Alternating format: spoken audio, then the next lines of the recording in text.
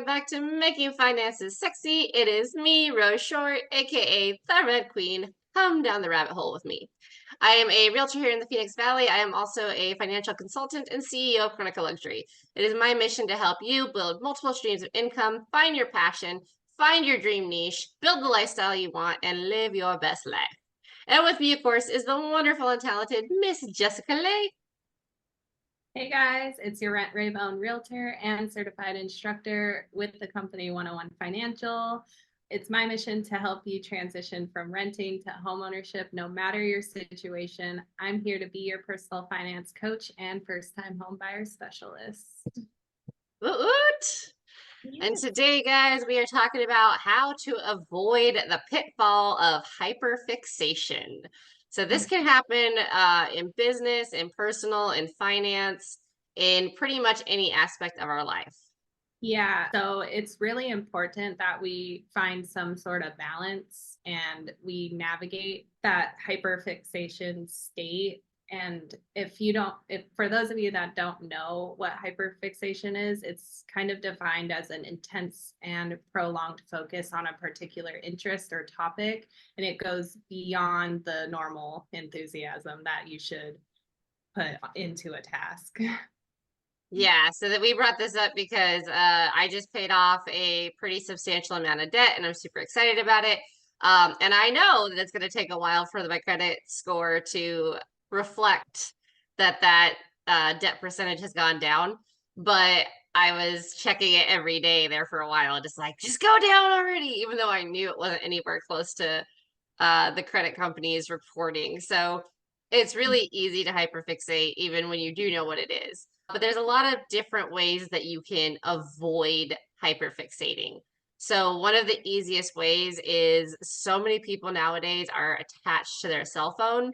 So if whatever you're hyperfixating on is available in an app, delete the app. That way you're not tempted to look at it every time you open your phone. Yeah, exactly. And then also, I think setting time limits, allocate some special time slots for engaging in your hyperfixation task. This can help you balance your interest with other responsibilities. You can set a timer on your phone, and once it goes off, okay, I'm done with this.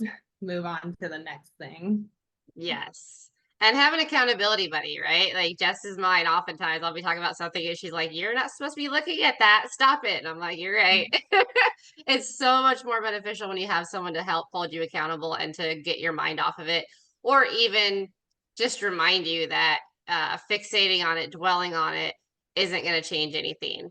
Sometimes we just need those gentle reminders. Yes, seek support and don't be afraid to. And then also practicing mindfulness that can bring your focus back to the present moment and reduce the intensity of your hyperfixation. It can also help alleviate some of the anxiety and stress that you feel.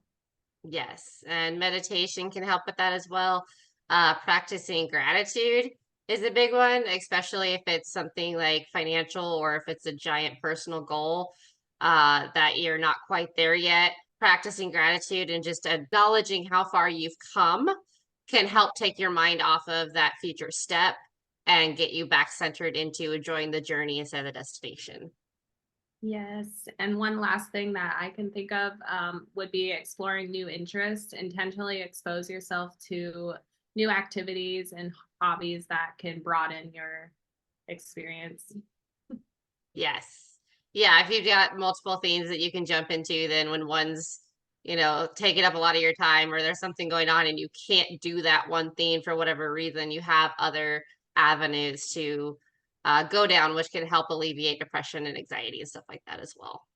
Yep. And managing hyperfixation is a personal journey. One thing might not work for you that works for another person to help alleviate whatever you're fixated on. But don't let it frustrate you, but it may take some time to find some strategies that work best for you. That's all. Yep. Yeah, and especially with the time frame stuff, remember like your SMART goals, right? They should all have a time frame on them. It's the same thing with hyperfixation. Like a lot of times we hyperfixate on something that we know is coming. And so it's very, very important to remember that even if you're feeling like there's no way you can break this hyperfixation, eventually whatever it is going to clear out and rushing it's not going to help anything, right? Like a washed pot will never boil type thing.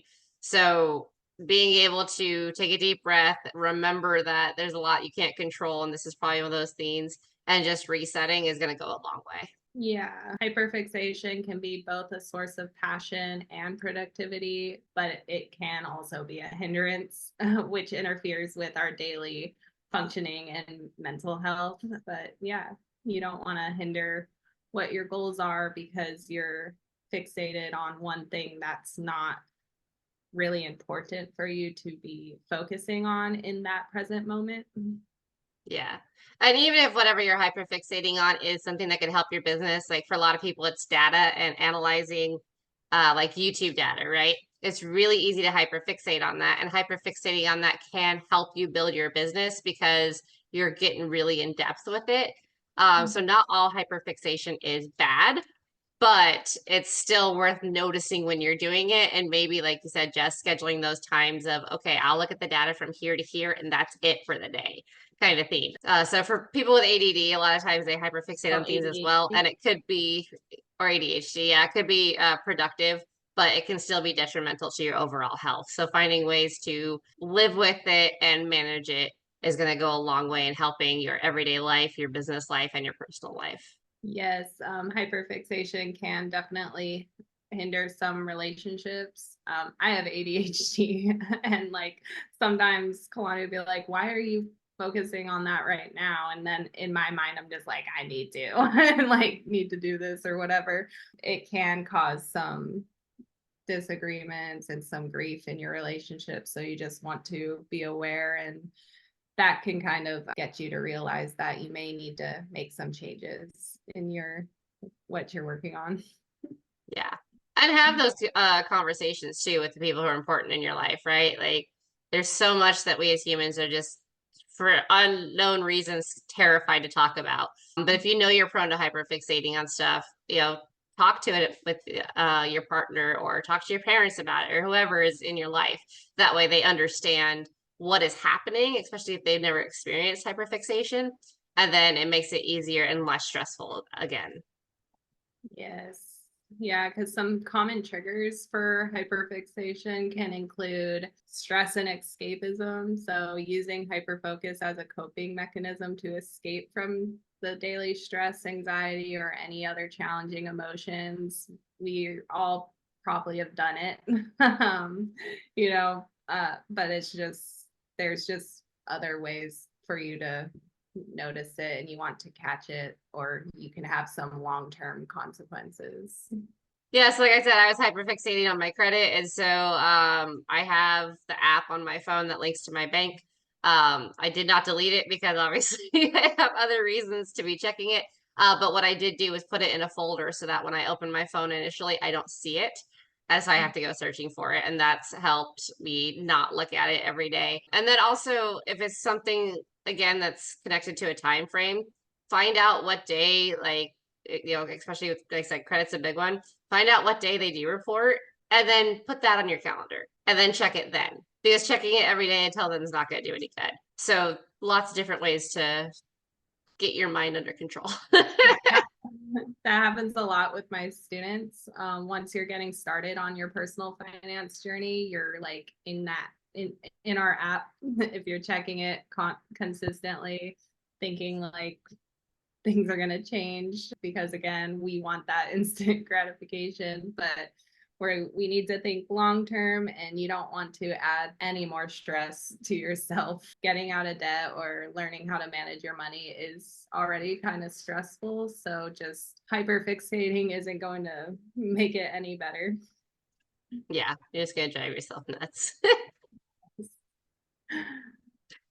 So this was a quick one, guys, because it's a pretty black and white topic, I would say. There's a lot of stuff we talk about on a massive sliding gray scale, but this one's pretty straightforward. So next week, Jess is going to talk to us about another important but probably quick topic.